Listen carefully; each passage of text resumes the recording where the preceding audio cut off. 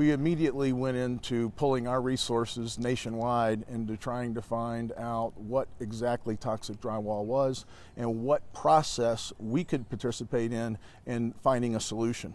What's exciting to me about advanced restoration is that they seem to include their restoration process is based upon science. And that's what I've asked them to do, is prove to me that the science shows the home can be healed and how it can be healed.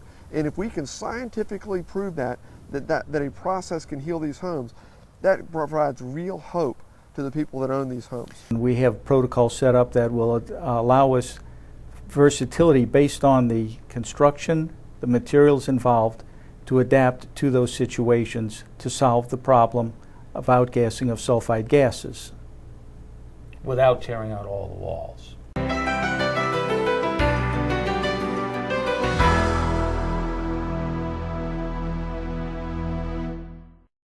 Welcome into this edition of FYI. In our program today, you're going to meet once again a fellow by the name of Steve Cousins. He's the president and CEO of Advanced Restoration. About 3 years ago, we did a show with Steven. It was very interesting, very enlightening. He's been visiting you in your homes for the past 3 years through television. And he asked us to come back and do another show because he says that there's a lot going on that you need to know about. Steven, I know there are at least 3 areas of discussion that you want to cover in this program. Let me outline what I believe they are. You want to talk about Chinese drywall, the toxic problem with Chinese drywall. You want to talk about new legislation in Virginia, and you want to talk about the burgeoning business that Advanced Restoration has underway now on the commercial side, because when we met the first time, residential was your forte. Now it's not only residential, but a lot of commercial business as well. That's right, and a lot of that influx for that commercial business has been the fact that this new legislation has been passed. Tell us about that. Well, this new legislation suggests that you have to do mold remediation following an industry standard. An example of a standard would be the IICR CS 520. You know that we're very big on certification and training and, you know, having the best equipment and the most efficient means of getting a job done, you know, on budget and on time. Prior to this time, any amateur, anybody who wanted to proclaim themselves as a mold remediation expert could do so just like that, right? Yeah, and you know, people still do that today, so that you need to just check their references. Yes, exactly. And you need to verify, because the difference from before and now is that you're held accountable. And that accountability can come with a big dollar sign. Stephen, earlier today, we went out and spent time with people talking to them about the toxic drywall situation, the Chinese toxic drywall situation. You have a quick thought about that? Well, you know, when I think of Chinese drywall, I think of my father. Yes. You know, because I think about the fact that he is displaced. You know, he is not at home. You know, luckily enough for him and for myself, you know, how the roles have changed. You know, I am able to provide a place for him to stay right now, and he is providing us the opportunity to do this case study. Yes. And so, you know, it's going to work out, but not everybody has a son in the remediation business, you know, to assist them. Not everybody's as fortunate as he is. Or as I am. Yes. So, you know, we are eager to see how we might be able to minimize and lessen this $86 a square foot price that is a huge amount of money for anybody to have to consider.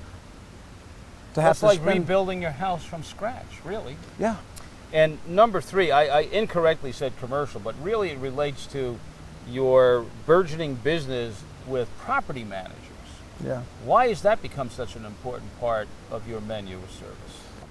Well, I think what they really like is they like what they're hearing from their tenants. Mm-hmm. I know that they like their phones ringing less. I know that they like being able to get in touch with us 24/7 and talk to a live person.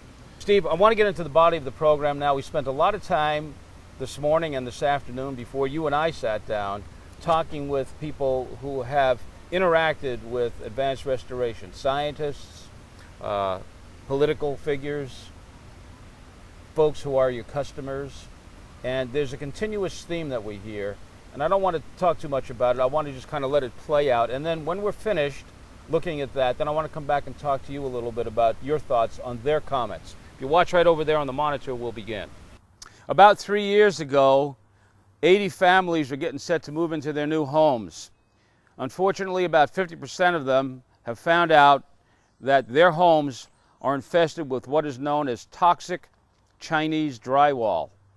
It's a scourge that impacts about 25,000 homes across the country in 37 states, and in Virginia has the third worst problem in the country. Well, we decided to talk to the folks at Advanced Restoration about their solution to the problem. And what is the problem? The problem is that if you have toxic Chinese drywall in your home, there's a good chance that you have to total the house, which means that you have to rebuild the house to the tune of about $86 a square foot. Not a pleasant prospect.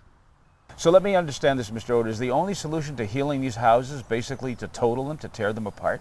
The only thing that would help would be a federal grant or a huge, insurance claim or something where you got free money that didn't get added to the value of the home. The homes are just totaled.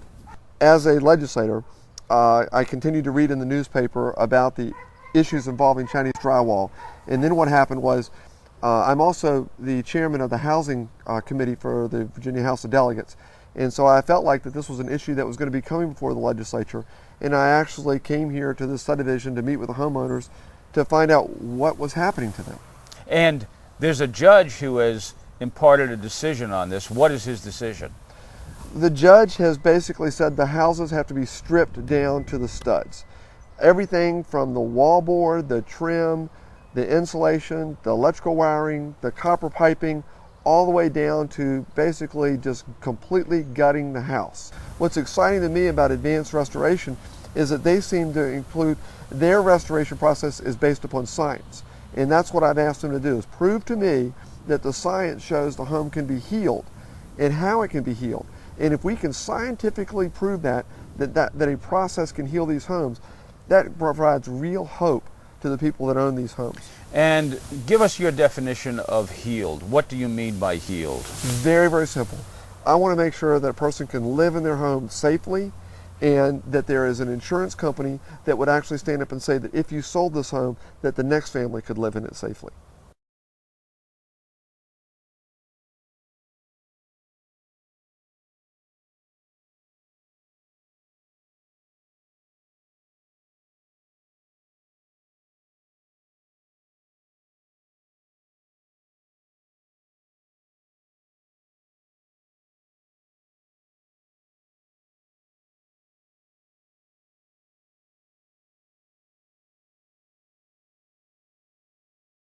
Steve, tell me how Advanced Restoration got involved in the whole Chinese toxic drywall debacle. Well, Alan, I'll tell you, the way that we got involved is one afternoon back in July and August of last year. My father gave me a call in the afternoon, and I'll never forget it because he said, "Son, I've got toxic drywall in my house."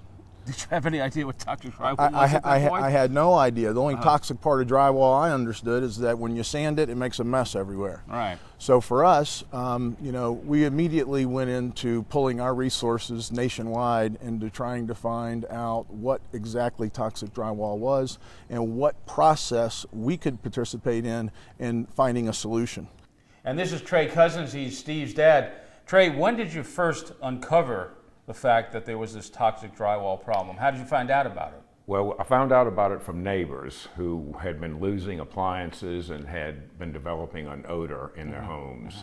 And just through conversation one summer evening, we started to research it and found that the houses did in fact have toxic drywall. I was surprised when I walked in here to see that the house is empty now. You've had to move out, Yes, is that right? Yes, I've moved out, and probably at least a dozen to 2 dozen other people have also moved out. And why did you move out? What was happening? Well, you just can't live in it. The odor is horrendous, and you get upper respiratory problems. How would they manifest themselves? What would you? Well, it's like you have a sinus infection, or you have allergies continuous. Yeah. Would you mind showing us exactly what you found when you started looking for the toxic drywall here? Sure. And I guess we can start over here. Yes. So Trey, looking at this, one would not really know that there was a problem here, just looking at the exterior of the wall, would you? You're exactly right. Can you smell it? No, you cannot. You cannot smell it through the paint, because the paint seals it off. Okay. But if you look down here, one of the first signs that we read about was that the toxic drywall attacked the copper wiring in the electrical systems. And if you pull any number of electrical sockets out of the walls in where there is Chinese drywall, like toxic drywall.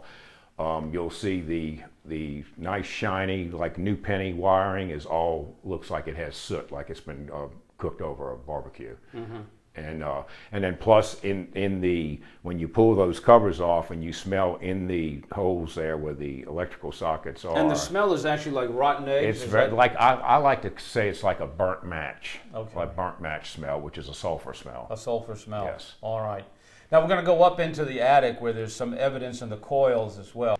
We're up in the attic now where the evaporator coil is located, and this is the second evaporator coil that has been put in this HVAC system. As you can tell looking at it, it is very, very dark. It should look like a shiny new penny.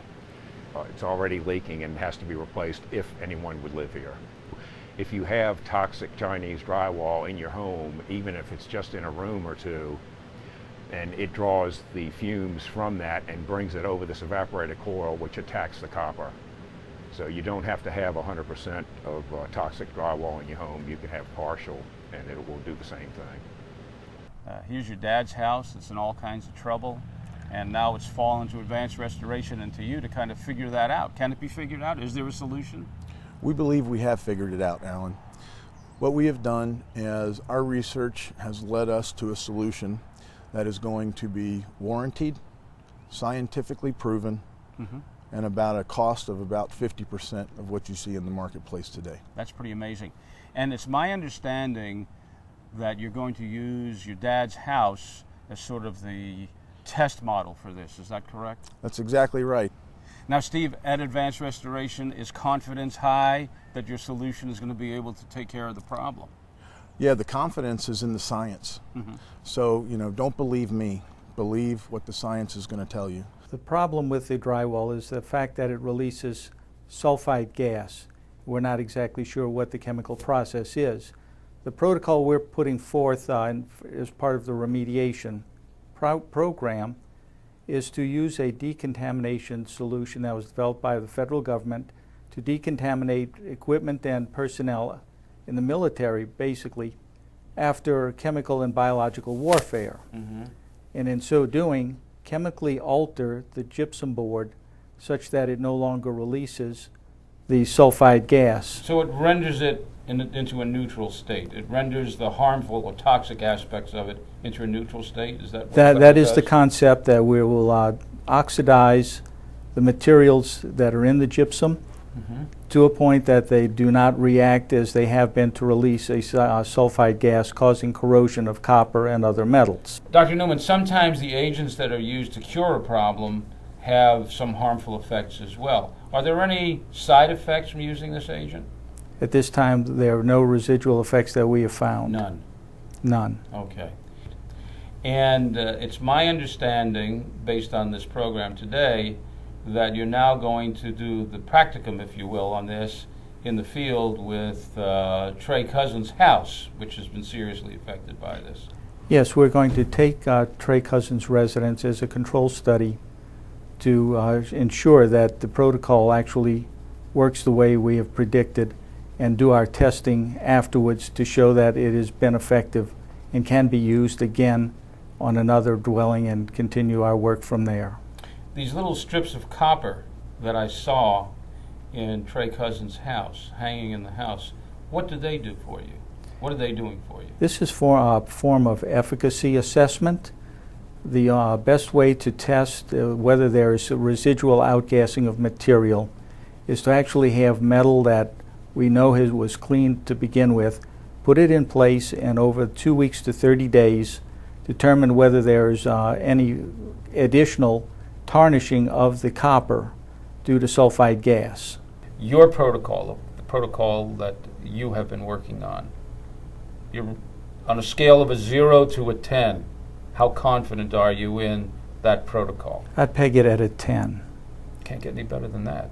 No, we've looked at the data that's been presented by national laboratories, our own field studies, and have come to the conclusion that this will work, and we have protocols set up that will allow us versatility based on the construction, the materials involved, to adapt to those situations to solve the problem of outgassing of sulfide gases. Without tearing out all the walls.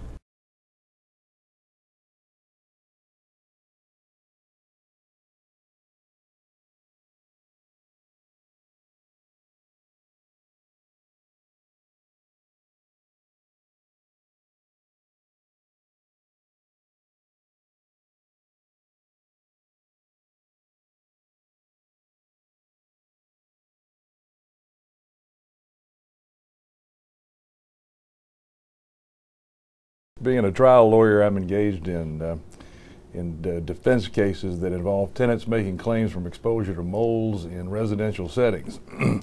The downside is my family is involved in the management of apartments and own quite a few in the state of Virginia, and there's been significant legislative changes in how a property manager and owner has to remediate mold as it collects and grows in an apartment or a residential setting.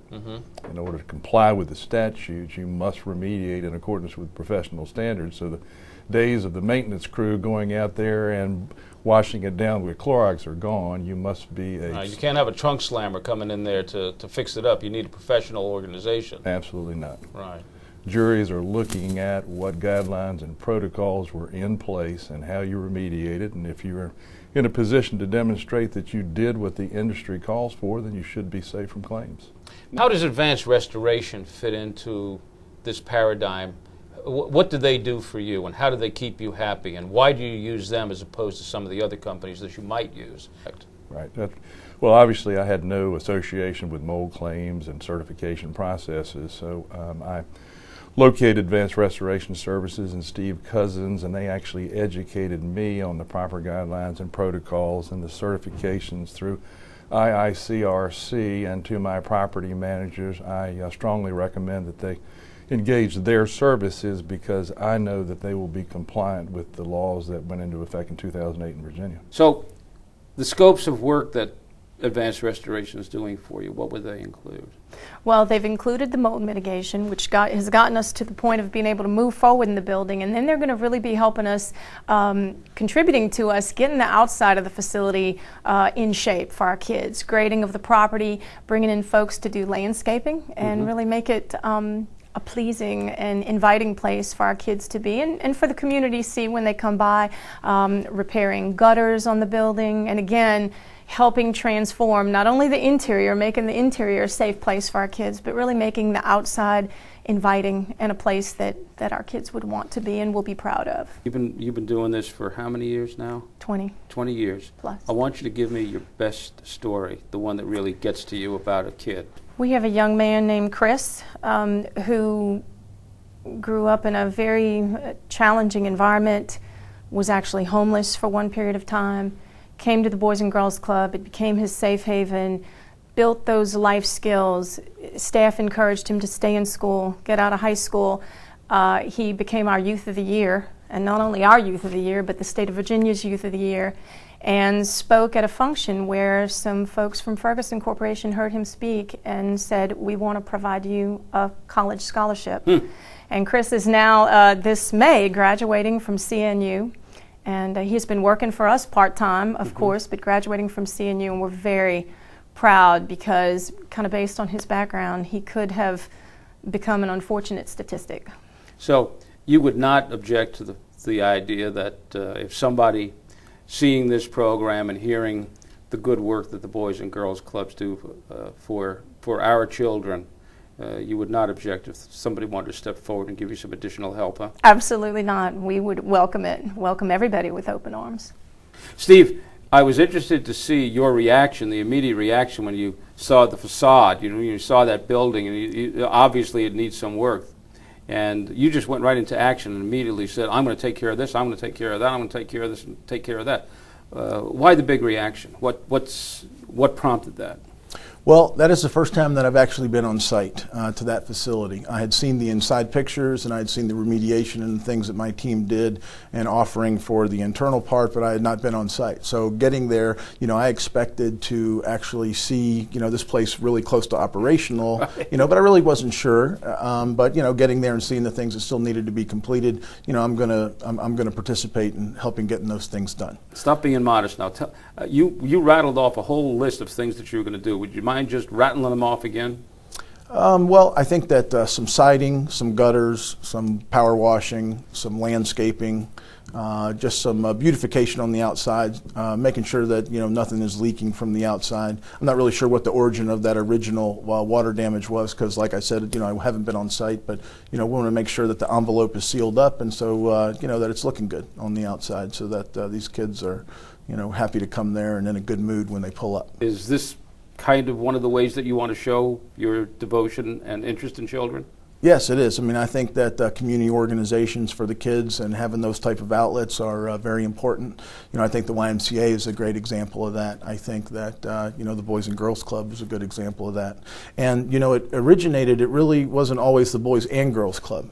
It originated as the Boys Club, and then evolved into the Boys and Girls Club, which is good for me because I have my third daughter on the way, and I plan on getting more and more involved with the club and understanding what I can do, because there's really no greater reward than the opportunity to help another, and when that other is a child who is limited on the help they can provide for themselves, it's very rewarding. Jim, you told me off camera, and I hope you don't mind talking about it a little bit on camera, that actually Advanced Restoration kind of, not once, not twice, but several times, saved your business. Mm-hmm. How did that take place?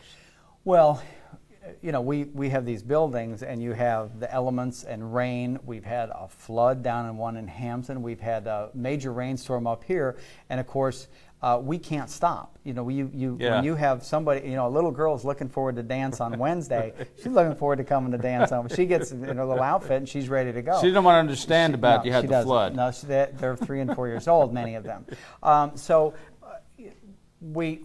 Advanced Restoration came in and kept us rolling, kept us in business, and simultaneously cleaned the place up. And of course, you mentioned the part about how important is the environment. That's a major thing to us, so that when they come, or more importantly, when Advanced Restoration leaves, they say this environment is good and safe for 3, 4, 5-year-olds to sit on the floor and do their little exercises. Now, it's my understanding that the state of Virginia has some very strong laws as to what must be done in terms of remedy. Sure. You just can't call some trunk slammer in here and say, clean this up. Well, the nice thing about Advanced Restoration is I can go on about what I'm doing. I don't care about all those laws. I care about them saying you're good to go. And I've had parents come in and say, we're concerned that the carpet got wet, or this got wet, or the floor got wet, or whatever. And when they're done, it smells great, it looks great, it's clean. They do tests, so we're very happy.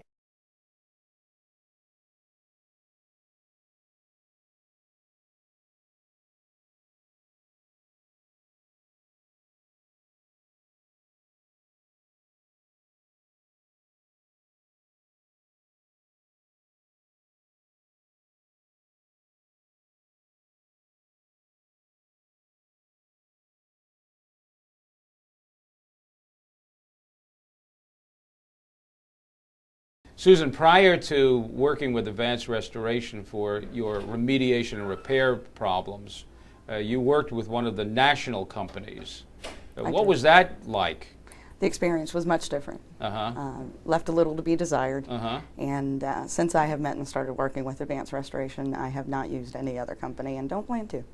Now, you told me off camera a little story about how you made a call on a Saturday, never expecting anybody to Yes, I did. Respond. Yeah, I was happened? calling. I tend to work on Saturdays every once in a while in this business, and I called just to leave a message on something that was going on to give authorization on work, and figured I would get somebody's voicemail and just go ahead and leave a message telling them go ahead and get started.